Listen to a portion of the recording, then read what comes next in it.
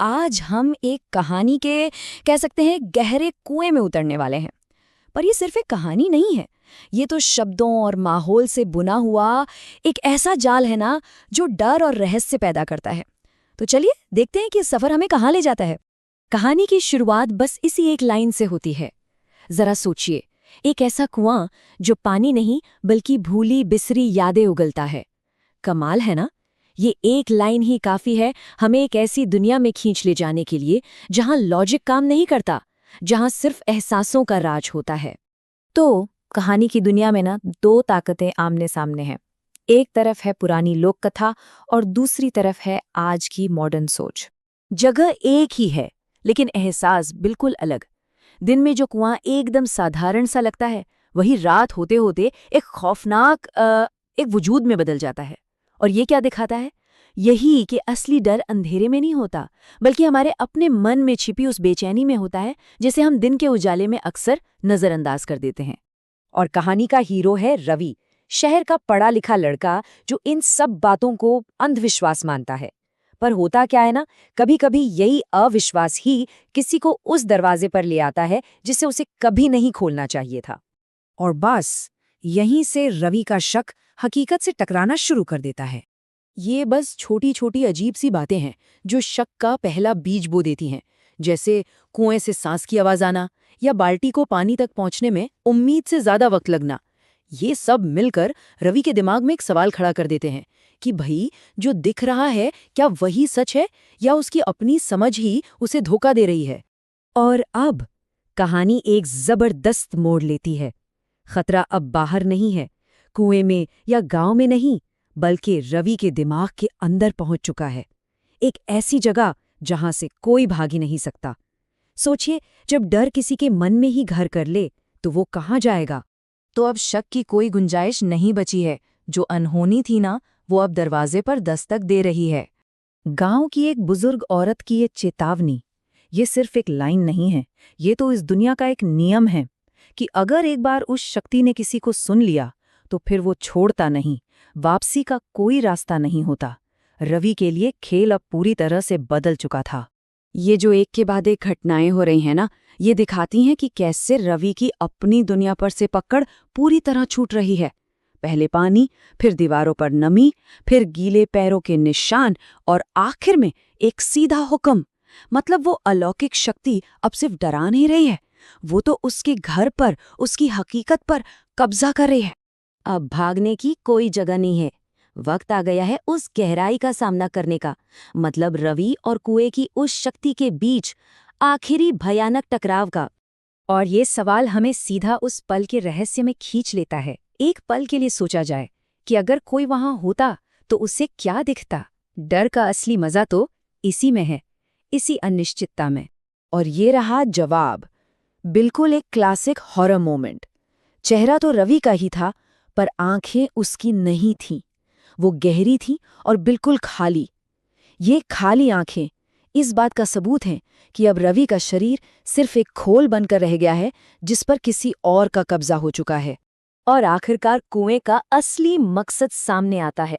ये कोई ऐसा वैसा शैतान नहीं है जो सिर्फ डराना चाहता है। नहीं, ये एक ऐसी शक्ति है जो अपना कुछ खोया हुआ वापस मांग रही है।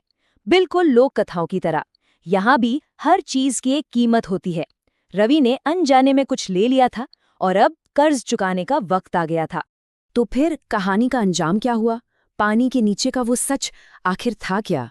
यही कहानी का सार है। असल में रवि खुद तो गायब हो गया, लेकिन उसकी यादें, उसका वजूद सब कुएं का हिस्सा बन गया।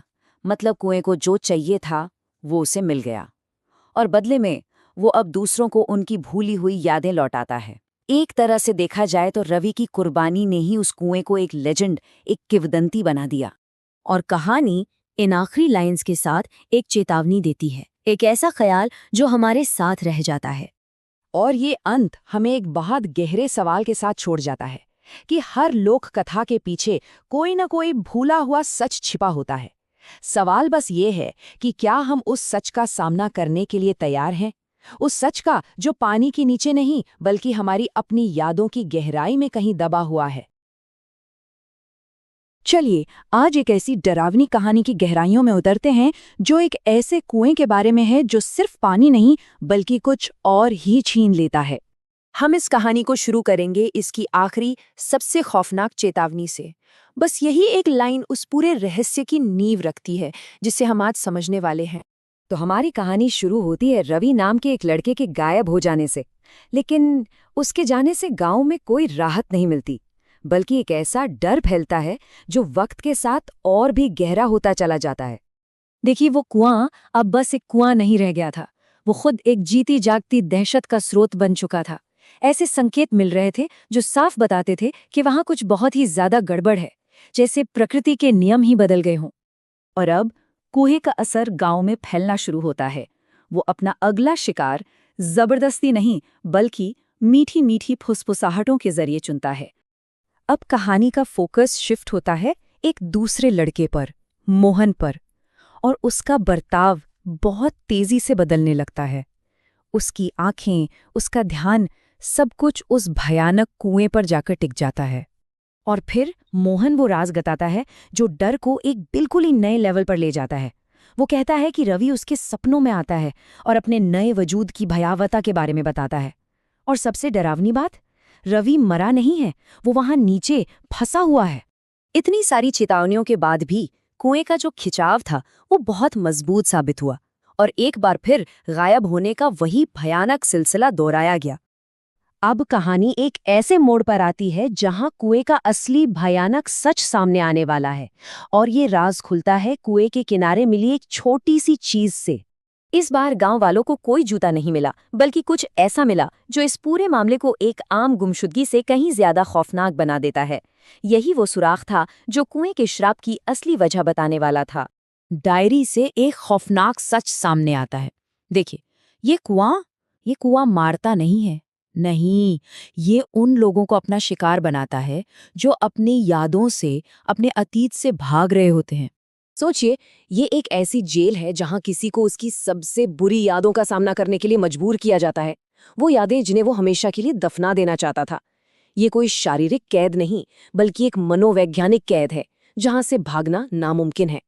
और फिर डायरी के पन्नों पर किसी और की लिखावट में एक छोटा सा डरावना नोट मिलता है जो ये पक्का कर देता है कि कुएं ने अपना एक और शिकार ढूंढ लिया है।